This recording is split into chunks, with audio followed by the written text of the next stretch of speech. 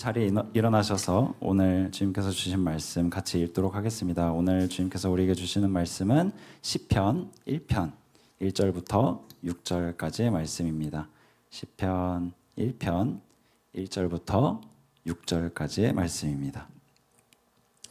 시편 1편 1절부터 6절까지의 말씀, 저와 여러분이 한 절씩 교독하고 마지막 절은 합독하도록 하겠습니다. 제가 먼저 읽겠습니다.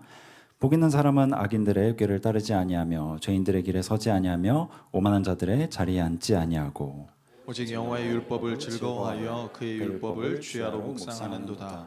그는 시냇가에 심은 나무가 철을 따라 열매를 맺으며 그 잎사귀가 마르지 아니함 같으니 그가 하는 모든 일이 다 형통하리로다. 악인들은 그렇지 아니하며 오직 바람에 나는 겨와 같도다. 그러므로 악인들은 심판을 견디지 못하며 죄인들이 의인들의 모임에 들지 못하리로다. 무릇 의인들의 길은 여호와께서 인정하시나 악인들의 길은 망하리로다. 아멘. 자리에 앉아주시면 감사하겠습니다. 오늘은 최고의 예배자, 율법을 즐거워하는 자라는 제목으로 같이 말씀 나누도록 하겠습니다. 우리 모두는 행복을 원합니다. 아마 이 자리에 계시는 누구도, 어떤 한 사람도 불행해지기 위해서 공부를 하고 일을 하고 사람 만나고 미래를 준비하고 그러신 분은 아마 한 분도 없으실 거예요. 인간은 누구나 행복한 삶을 원하고 그것을 꿈꾸면서 살아갑니다. 저도 가끔 이런 소망을 혼자 읊조릴 때가 있습니다. 조금 이제 교육자로서 좀 부끄럽지만 나도 돈이 많았으면 좋겠다. 나도 주문할 때 금액 신경 쓰지 않고 주문할 수 있었으면 좋겠다. 이런 가끔 이런 소망을 이렇게 입 밖으로 낼 때가 있습니다. 그래서 사실 지난주에 설교 때 담임 목사님께서 이제 100만 원이 아무렇지도 않게 쓸 수 있는 금액이 되길 원한다라고 하셨을 때 제가 정말 육성으로 아멘 주여 할렐루야 믿습니다 이렇게 선포를 할 뻔했어요. 소리를 지를 뻔했는데 잘 그래도 성령님께서 저희 입술을 강력하게 제어해 주셔가지고. 근데 사실 교회에서 돈에 대한 이야기를 꺼내는 게 굉장히 조심스럽죠, 그죠? 성경은 근데 돈이 죄라고 이야기하지는 않습니다, 사실. 그런데 다만 돈이 우상이 되는 것, 돈을 하나님보다 더 의지하는 것, 이것을 이제 성경에서는 죄라고 이야기하는 것이죠. 건강도 마찬가지입니다. 건강하게 사는 것이 하나님께서 부어주시는 축복으로 성경에서는 이야기하고 있습니다.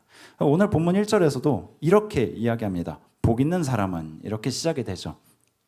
성경은 결코 행복을 무시하지 않습니다. 오히려 하나님은 인간이 온전하게 기쁨을 누리도록 그렇게 우리를 창조하셨죠. 근데 중요한 것은 이 근본에 아주 중요한 전제가 하나 깔려 있다는 겁니다. 이 전제는 바로 하나님 안에서입니다. 하나님 안에서. 하나님 안에서. 이 말은 곧 하나님 안에 있지 않다면 아무리 건강하고 아무리 돈이 많고 아무리 부귀 영화를 누릴지라도 아무리 내가 원하는 것을 다 가지고 있을지라도 절대 행복할 수 없다라는 것이죠. 하나님은 인간이 하나님 안에서 만족을 누리도록 창조하셨습니다. 근데 문제는 죄로 인해서 그 인간이 행복의 근원을 잃어버린 것, 거기서부터 이제 시작이 되는 것이죠. 그래서 오늘 본문은 누가 복 있는 사람인지, 어떤 인생이 축복된 인생인지 그에 대한 답을 줍니다. 시편 1편 1절입니다. 제가 읽어드리겠습니다. 복 있는 사람은 악인들의 꾀를 따르지 아니하며 죄인들의 길에 서지 아니하며 오만한 자들의 자리에 앉지 아니하고. 이 구절을 자세히 보면 몇 가지 특징이 있습니다. 첫 번째, 우리는 인생길에서 선택의 기회를 갖는다라는 것입니다. 인생의 길을 가면서 누구의 말을 따라갈 것인지, 어느 길에 설 것인지, 그리고 어떤 자리를 목표할 것인지, 이것에 대한 선택의 기회가 주어진다라는 것이죠. 우리가 직업을 선택할 때도 마찬가지죠. 어떤 직업에 대해서 이야기를 듣고 내가 이 길을 가야겠다라고 이제 결심을 하면 여러 가지 길 중에서 이제 선택을 합니다. 그리고 그 길에 서서 열심히 그 길을 따라가다 보면 어느새 어떤 위치에 이제 내가 앉게 되는 거죠. 두 번째, 무엇을 듣든지 어떤 것을 선택하는지에 따라서 그 자리가 정해진다라는 것입니다. 복 있는 사람과 악인을 비교해보면 둘 다 그 여정은 굉장히 비슷해 보입니다. 누군가의 말을 듣고 따라가고 어떤 부류의 사람들과 함께 서고 마침내 특정한 자리에 앉고. 그런데 악인의 길은 어떻습니까? 악인들의 꾀를 따릅니다. 죄인의 길에 섭니다. 오만한 자의 자리에 앉습니다. 점점 깊어지죠. 이게 죄의 특징입니다. 죄는 갑자기 무너지게 하지 않습니다. 죄는 갑자기 우리를 흔들어 놓는 것이 아닙니다. 죄는 우리에게 조금씩 스며들어서 점점점 우리의 뿌리를 흔들어 놓는 것이죠. 마치 우리 안에 충치가 생기는 것처럼 처음엔 인지하지 못하다가 그것이 커지다 보면 나의 인생을 송두리째 흔들어 놓을 만큼 강력한 영향력을 발휘하게 된다라는 것입니다. 오늘날 우리는 수많은 정보를 접하고 그 정보에 영향을 받습니다. 유튜브를 통해서, SNS를 통해서, 세상의 가치관을 통해서 매일 반복적으로 메시지를 주입받게 되죠. 성공해야 가치가 있다. 돈이 있어야 행복하다. 남들보다 뒤처지면 실패한 인생이다. 좋아요 숫자가 곧 너의 가치 척도이다. 이렇게 이야기를 하죠. 처음에는 그냥 흘려 듣습니다. 아, 그런가 보다. 근데 그 메시지를 계속 듣다 보면, 그리고 내 주변에서 그렇게 이야기하는 사람들을 만나서 그것에 휘둘리기 시작하면 그것을 어느 순간 내가 붙잡기 시작하죠. 붙잡고 그게 더 나아가서 나중에는 그것을 진리로 믿게 된다라는 것입니다. 그 가치관 속에서 살아가게 되는 거예요. 이것이 악인의 꾀입니다. 악인의 꾀. 왜 꾀라고 표현하겠어요? 그것이 점점 우리를 무너뜨린다라는 것입니다. 무엇을 반복적으로 보고, 무엇을 반복적으로 듣고, 무엇을 반복적으로 묵상하고 생각하는가, 그것이 결국 나를 그 길로 이끌고 마침내 그 자리에 앉게 한다라는 것입니다. 여러분, 우리가 보통 악인이라고 하면 정말 악한 사람을 생각하기 쉽죠. 하지만 죄는 단순히 악한 행동을 이야기하지는 않습니다. 성경에서 말하는 악, 죄는 하나님으로부터 벗어난 것을 의미합니다. 왜냐? 하나님이 선의 절대적인 기준이 되시기 때문입니다. 선악을 판단하는 것이 하나님의 영역인 이유가 바로 여기 있는 거죠. 하나님께서 그 기준이 되시기 때문에.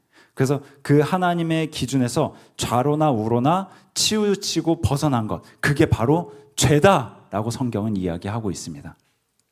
그래서 죄의 가장 본질적인 모습은 하나님의 말씀보다는 자기 생각을 더 신뢰하고, 하나님의 말씀보다는 내 생각, 이 세상에서 말하는 그것들을 기준 삼아서 판단하고 결정하는 것, 그게 죄의 아주 근본적인, 본질적인 모습인 거죠. 하나님께서 왕좌의 자리에 앉아 계셔야 하는데 내가 그 왕의 자리에 앉아서 판단하는 것입니다. 그래서 죄는 단순히 행동의 문제가 아니라 예배의 문제입니다. 누구를 가장 사랑하고, 누구를 가장 신뢰하며, 누구를 가장 중요하게 생각하는가. 그러니까 우리가 세상의 문화에 젖어들어서 세상의 메시지에 귀를 기울이고 그것을 따라간다면 우리는 좌로나 우로나 치우칠 수밖에 없다라는 것이죠. 그러면 결국에는 하나님이 기뻐 받으시는 그 온전한 예배를 역설적으로 드릴 수가 없게 됩니다. 한 주 동안 실컷 그 이야기를 듣고 그것을 묵상하고 그것을 따라 살아가다 보면 이 자리 가운데 와서 내 마음을 하나님께 올려드리기까지가 너무 많은 시간이 걸리는 거죠. 아니, 이 자리에 나와서 앉아는 있는데 내 마음과 내 생각은 딴 데가 있습니다. 그러다 보면 하나님의 말씀이, 하나님을 향한 기도와 간구와 그 모든 것들이 나에게 아무 의미가 없는 그런 시간이 되어버리는 거죠. 우리가 왜 날마다 말씀을 묵상해야 할까요? 왜 예배의 자리를 항상 지켜야 할까요? 왜 예배에 최선을 다해야 할까요? 다른 이유가 아닙니다. 하나님의 말씀을 듣기 위함입니다. 그 말씀을 나의 삶의 기준 삼기 위해서, 세상의 소리로부터 벗어나서 그것과 단절해서 하나님과 더 깊이 교제하기 위함입니다. 그것을 위해서 우리는 예배를 드리고 날마다 말씀을 묵상하고 기도하고, 그렇게 하나님이 나에게 무엇을 원하시는가, 하나님이 나에게 무엇을 말씀하시는가, 하나님의 말씀에는 무엇이라고 적혀 있는가, 그것을 내가 나의 삶의 거울 삼아서 계속 확인하는 것이죠. 우리는 누구나 내가 내 마음대로 살고 싶고 내 뜻대로 살고 싶은 그 마음이 있습니다. 내가 하나님의 자리에 앉고 싶은 그 욕구가 있는 것이죠. 그거는 누구나 마찬가지입니다. 모든 인류가 마찬가지입니다. 내가 내 뜻대로 하고 싶고 내가 보기에 좋은 대로 하고 싶은 그 마음, 그 마음은 그 옛날 아담의 때부터 지금까지 계속되어 옵니다. 그러다 보니까 하나님의 말씀이 듣기 싫고 피곤하고 힘들 수 있다라는 것이죠. 하지만 어떻게든 그 말씀에 나를 고정하고 맞추는 시간이 여러분 반드시 필요합니다. 그 시간이 나를 지혜의 길로 이끄는 복된 들음의 시간이 되기 때문이에요. 그래서 오늘 본문 2절에서 이렇게 이야기합니다. 오직 여호와의 율법을 즐거워하여 그 율법을 주야로 묵상하는도다. 말씀을 듣는 것을 즐거워하고 그 말씀을 묵상하는 그 사람이 바로 하나님의 축복을 누리는 사람이다 라고 지금 성경은 이야기하고 있습니다. 왜 그럴까요? 복 있는 사람은 어떻게 그 말씀을 즐거워할 수 있을까요? 왜냐하면 그 말씀 속에서 하나님을 만나기 때문입니다. 그 말씀에 그토록 갈망하던 그 지혜가 있기 때문입니다. 난 세상을 봤는데 세상이 틀린 것 같아. 세상에서 계속 이야기하는 메시지가 난 틀린 것 같아. 정답이 있을 것 같아. 근데 그 정답을 하나님의 말씀에서 찾게 되는 거죠. 여기가 내가 마실 물이구나 라는 걸 깨닫게 되는 거죠. 그리고 그 물을 마셨을 때 내가 해갈이 되는 겁니다. 그러니까 그 말씀을 통해서 내가 기쁨을 누리고 충만하게 되고 이게 내가 따라가야 될 길이구나. 이 세상은 아무리 다른 길을 제시하면서 여러 가지를 이야기하지만 내가 마실 생명수가 지금 여기 있구나. 거기서 기쁨이 비롯된다는 것이죠. 성경은 단순한 정보가 아닙니다. 성경은 살아계신 하나님의 말씀입니다. 성경은 하나님의 사랑의 편지인 것이죠. 성경은 하나님이 자기 백성에게 주신 은혜의 선물입니다. 이스라엘 백성의 그 역사를 한번 볼까요? 이스라엘은 하나님의 말씀 때문에 존재하는 민족이었습니다. 하나님은 아브라함을 말씀으로 부르셨고 출애굽 때에도 말씀으로 이스라엘 백성들을 인도하셨습니다. 광야에서도 말씀으로 먹이셨어요. 가나안 땅도 말씀으로 주셨습니다. 즉 이스라엘은 말씀으로 시작되고 말씀으로 유지되는 그런 공동체였다라는 거예요. 그런데 말씀보다 가나안의 그 세상의 문화에 귀를 기울이면서 거기에 젖어들어서 사는 순간, 그것을 따라가는 순간, 그것이 모든 문제의 시작이었다라는 것이죠. 그리고 그 시간이 쌓이면서 나중에는 선지자를 보내셔서 선지자를 통해서 하나님의 말씀이 선포되어지는데도 듣기 싫어합니다. 그것을 거짓이라고 이야기하고 그 선지자를 죽이기까지 이릅니다. 악인의 길에 서서 가다가 결국에는 오만한 자의 자리에 앉게 되는 것이죠. 여러분, 하나님의 말씀에 귀를 기울이십시오. 하나님의 말씀을 어떻게든 붙잡으시기 바랍니다. 여러분이 세상의 메시지보다 하나님의 말씀을 더 믿도록 그 말씀을 여러분의 마음판 가운데 깊이 새기시길 원합니다. 그 말씀이 여러분을 축복의 길로 반드시 이끌어 주실 것입니다. 3절입니다. 그는 시냇가에 심은 나무가 철을 따라 열매를 맺으며 그 잎사귀가 마르지 아니함 같으니 그가 하는 모든 일이 다 형통하리로다. 여기 나오는 시냇가에 심은 나무, 이 나무의 특징엔 두 가지가 있습니다. 첫 번째로 이 나무는 흔들림이 없다라는 거예요. 흔들림이 없다라는 거. 두 번째로 이 나무는 자연스럽게 열매를 맺게 된다라는 것입니다. 즉 하나님께 붙어있는 사람은 평안을 유지할 수 있고 형통한 삶을 살아갈 수 있다라고 강력하게 선언하며 이야기합니다. 반대로 4절을 볼까요? 4절을 보면 이렇게 나옵니다. 악인들은 그렇지 아니하며 오직 바람에 나는 겨와 같도다. 두 가지가 굉장히 대조되죠. 나무는 견고하게 서 있고 겨는 가벼운 충동에도 날아갑니다. 쉬운 어떤 외부의 자극에도 흔들려 버리죠. 요즘 세상은 너무나도 빠르게 변합니다. 그리고 우리에게 끊임없이 새로운 것을 제시하죠. 이거 하면 행복하다. 요즘은 이게 핫하다. 이거 안 하면 너만 뒤처진다. 세상은 끊임없이 그런 메시지를 계속해서 던지는 거예요. 거기에 따라가라 꾀를 내는 거죠. 그래서 우리를 꼬이게 만듭니다. 거기에 쫓아가서 여기저기 이끌려 살아가다 보면 결국에 어떻게 되는가? 계속해서 우리는 흔들릴 수밖에 없다라는 거예요. 왜? 기준이 없기 때문에. 거기엔 기준이 없습니다. 세상에서 이야기하는 것에는 어떠한 기준이 없습니다. 진리가 아니라는 것이죠. 진리가 아니기 때문에 언제든지 바뀔 수 있고 거기에 맞춰서 따라가다 보면 어느 순간 기준이 바뀌어 있습니다. 그럼 그 기준을 따라가던 사람들은 아무런 이득을 얻지 못하게 되는 것이죠. 겉으로 보면 굉장히 좋아 보입니다. 지금 당장 그게 맞는 것 같아 보입니다. 하지만 그 행복의 길처럼 보이는 그 길이 결정적인 순간에, 바람이 부는 그 위기의 순간에 모든 헛된 것은 날아가 버리게 된다라는 것이죠. 그 사람이 그때에서야 어떤 사람인지가 드러난다라고 이야기하는 것입니다. 그래서 오늘 본문 5절 6절은 이렇게 이야기합니다. 그러므로 악인들은 심판을 견디지 못하며 죄인들이 의인들의 모임에 들지 못하리로다. 무릇 의인들의 길은 여호와께서 인정하시나 악인들의 길은 망하리로다. 여러분, 제가 여러분들께 질문을 드리고 싶습니다. 여러분들은 누구의 메시지에 귀를 기울이고 계시나요? 여러분은 행복의 뿌리를 어디에 두고 계시나요? 무엇을 할 때 난 행복하다라고 느끼시나요? 여러분이 생각하셨을 때 지금 나는 어떤 길을 가고 있다라고 생각하시나요? 제가 오늘 말씀을 준비하면서 이렇게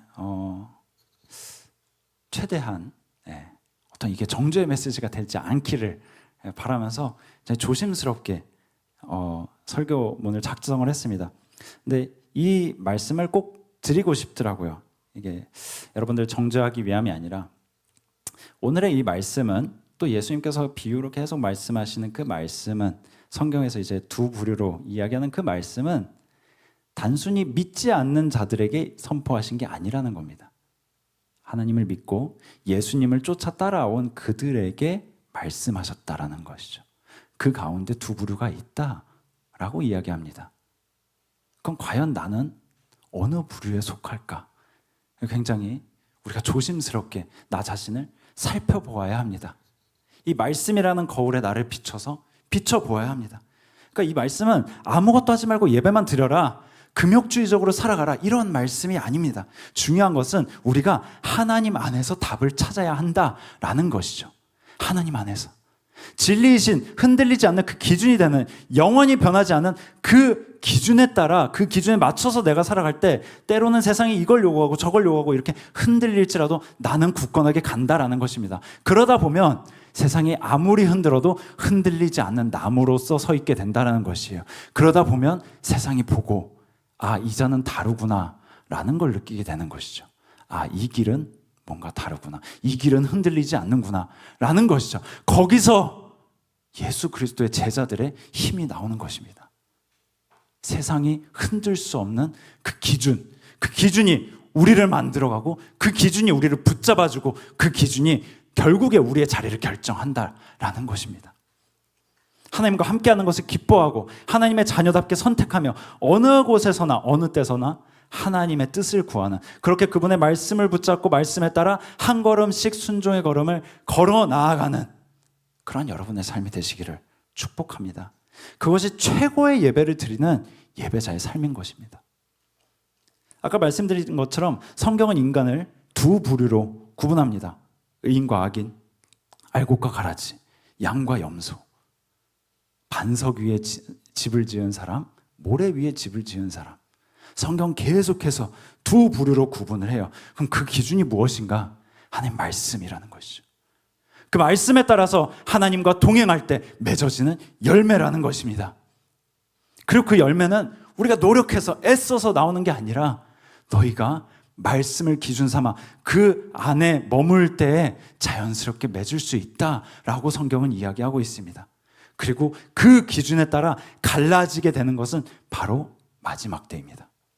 마지막 때, 그 심판의 날에 모든 사람들은 의인과 악인으로 나뉘어질 것입니다.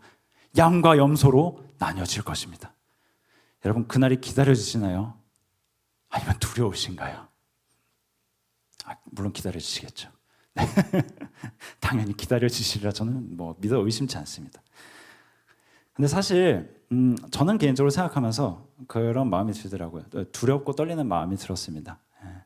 항상 그날을 바라보고 내가 하루하루 살아간다라고 결심하면서 그래 애쓰면서 그렇게 집에 막 여러 가지 그날을 상징하는 상징물을 놓고 집에 말씀 붙여놓고 오며 가며 계속 보고, 그래 오늘이 마지막이야, 오늘 내가 주님 앞에 서더라도 후회 없는 날이 돼야 돼, 결심하면서 살아도 참 부끄러운 인생이더라고요. 주님, 제가 오늘 또 그랬습니다. 또 죄를 졌습니다. 맨날 넘어지는 데에서 넘어져요. 두렵고 떨리는 거죠. 근데 사실 생각해보면 우리 모두는 두렵고 떨릴 수밖에 없습니다. 왜? 우리는 하나님의 기준에 따라 살 수 없는 존재이기 때문에. 제가 말씀드렸죠. 아담의 때부터 인간은 그렇게 살아왔습니다. 그래서 모든 인생은 절망적일 수밖에 없어요. 우리 중에 그 누가 하나님의 말씀에 따라 살았노라, 나는 떳떳하게 태어나서부터 죽기까지 하나님 앞에 서는 그날까지 나는 떳떳합니다 라고 자신 있게 얘기할 수 있는가? 아무도 없다라는 것이죠. 아무도 없습니다. 우리는 어떠한 의로움도 내세울 수 없는 비참한 존재입니다.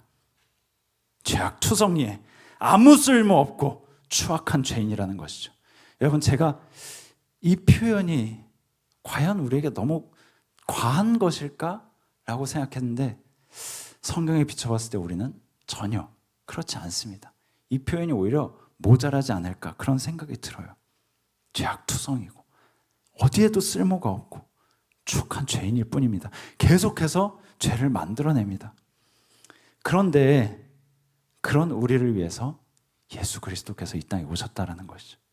그런 우리를 너무나도 사랑하셔서 우리를 살리시기 위해서, 우리를 의인으로 만들어주시기 위해서 우리에게 의인의 길이 무엇인지 알려주시고 그 길에 서게 하시고 그 자리에 앉을 수 있도록 하시기 위해서, 그렇게 시냇가에 심은 나무처럼 열매를 맺게 하시기 위해서 예수 그리스도께서 우리를 위해서 그 몸을 바치셨다라는 것입니다. 그 생명을 아낌없이 내어주셨다라는 것입니다. 나라는 너무나도 추악한 죄인을 위해서, 죽을 수밖에 없는 비참한 죄인을 위해서, 그런 죄인을 위해서 예수님이 그 모든 것을 포기하시고 이 땅에 오셨다라는 것이죠.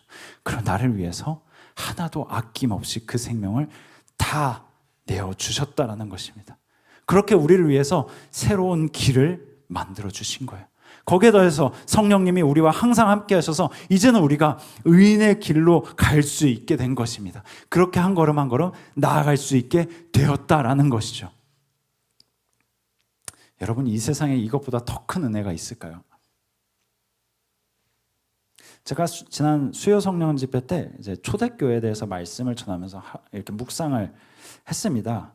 그리고 많은 고민이 들었어요. 왜 그때 사람들과 지금의 우리가 똑같은 예수님을 믿고 살아가는데 왜 이렇게 반응이 다를까? 왜 예수 그리스도의 그 사건은 우리에게, 또 나에게 그렇게 인생을 바꿀 만큼 큰 영향력이 없을까? 고민을 했습니다. 근데 저는 그 답을 우리의 죄에서 찾았습니다. 우리가 우리 자신에게 소망을 갖고 희망을 갖고 있는 순간부터 하나님의 은혜가 그렇게 크게 느껴지지 않는다라는 것이죠.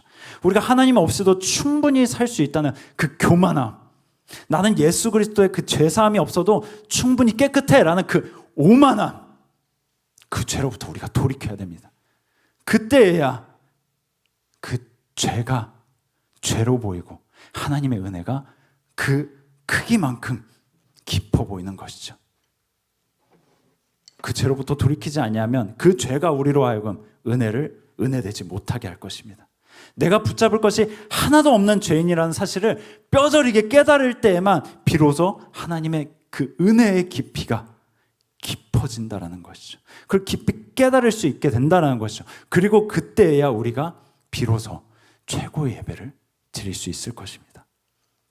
말씀을 정리하겠습니다. 여러분, 하나님이 찾으시는 예배자는 완벽한 사람이 아닙니다. 한 번도 넘어지지 않는 그런 사람이 아닙니다. 최고의 예배자는 날마다 말씀 앞으로 돌아오는 사람입니다. 날마다 자신의 부족함을 인정하면서 예수 그리스도의 그 은혜를 붙잡는 사람입니다. 날마다 말씀 속에서 하나님을 만나고 그 하나님을 기뻐하며 살아가는 그 사람입니다.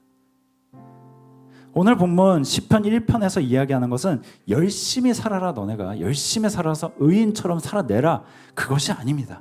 참된 의인이신 예수 그리스도의 그 사랑 안에, 그 안에 붙어 있어라 라는 말씀입니다. 그리고 그 예수님께 붙어 있는 사람은 마침내 시냇가에 심긴 나무처럼 계절이 바뀌어도 흔들리지 않는 삶을 살아가게 된다라고 이야기하는 것이죠. 여러분, 기억하십시오.